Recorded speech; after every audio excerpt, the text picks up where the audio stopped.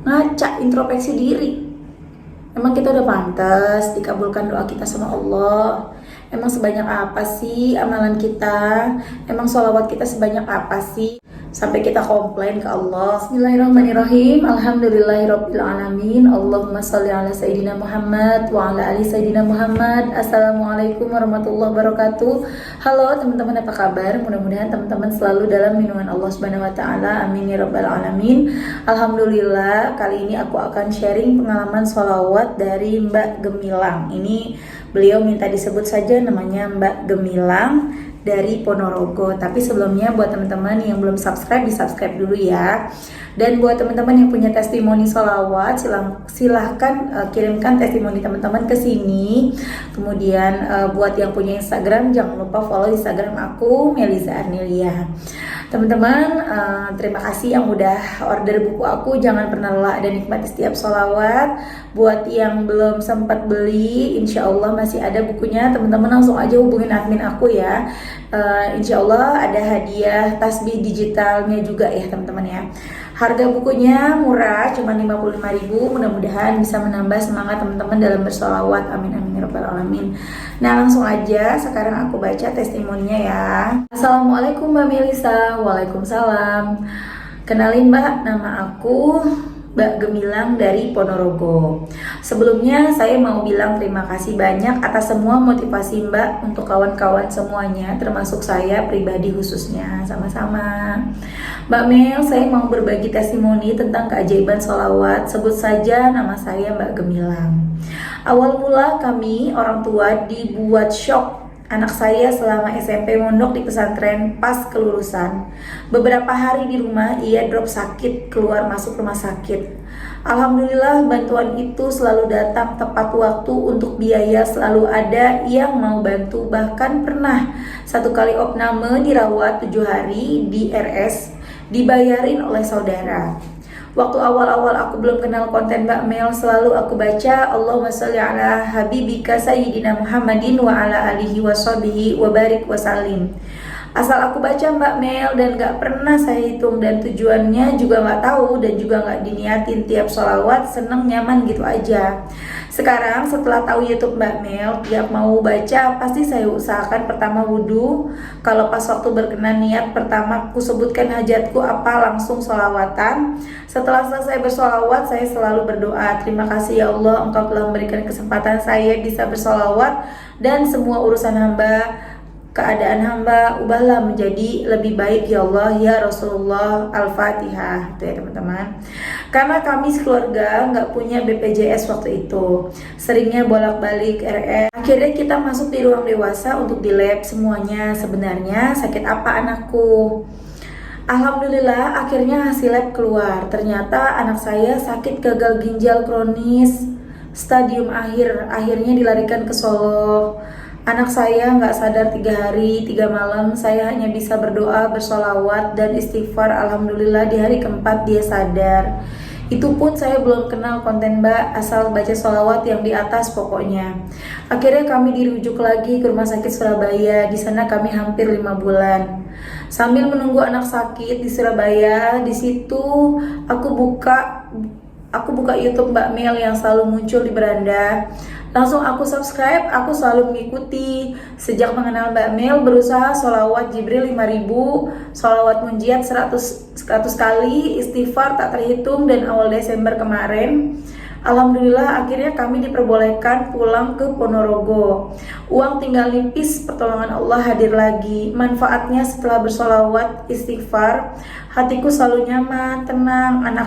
Walaupun anakku sakit parah, anakku yang sakit juga bersolawat. Tiap kerasa sakit banget badan, tangan, selalu istighfar, selalu ditempelkan, selalu ia solawat syifa. Saya solawat munjiat, alhamdulillah berkurang sembuh sakitnya.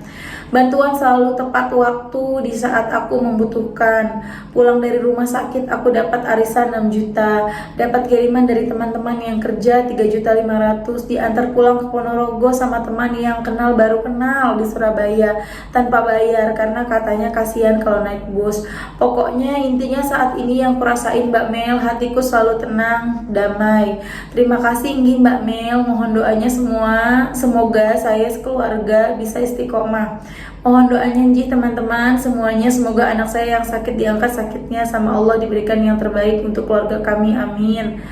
Amin amin ya rabbal alamin. Masya Allah ya teman-teman, ini tadi testimoni dari Mbak Gemilang. Ya Allah, ayo teman-teman doain ya buat anaknya Mbak Gemilang ini, mudah-mudahan diberikan kesembuhan, aminkan ya teman-teman ya. Aku tuh sedih kalau anak dengar anak sakit. Siapa sih ya, kita semua ibu dengar anak sakit tuh rasanya kalau bisa gantian mah kita aja yang sakit ya. Ya Mbak Gemilang ya. Mudah-mudahan Allah sembuhkan. Segala sesuatu terjadi itu atas izin Allah. Kalau memang anaknya Mbak Gemilang ini dikasih sakit, ya semua udah atas izin Allah. Allah punya rencana terbaik buat ini semua. Mungkin dengan seperti ini kita menjadi lebih dekat dengan Allah. Mungkin dengan cara seperti ini dosa-dosa kita dihapus sama Allah. Mungkin dengan seperti ini Allah semakin ridho dengan hidup kita.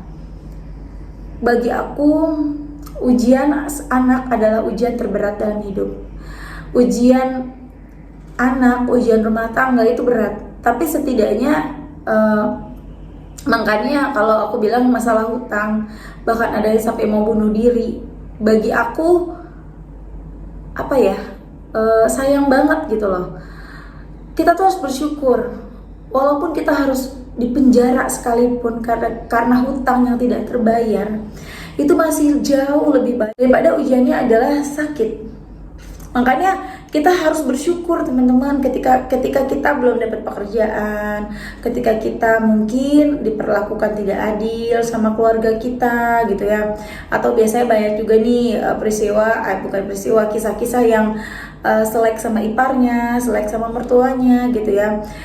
Itu masih lebih bersyukur daripada kita dikasih sakit sama Allah. Sakitnya juga sakit yang berat gitu teman-teman.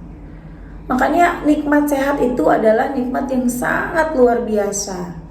Makanya ketika teman-teman baca sholawat dengan tujuan pengen hutang lunas, pengen dapat jodoh, tapi belum juga kelihatan tanda-tandanya, bersyukur. Barangkali kita ini sebenarnya mau dikasih sakit sama Allah, kita ini mau kena penyakit, mungkin kita ini mau kena musibah, tapi sama Allah dikonversi. Jadi sama Allah ditolongin sama Allah. Maka itu doa-doa kita yang harusnya kita dapat pekerjaan, atau kita utangnya dilunasin, atau kita dapat uang misalnya ya, itu dikonversi sama Allah menjadi sebuah kesehatan, dikonversi menjadi keselamatan dari kecelakaan misalnya, keselamatan dari musibah apapun.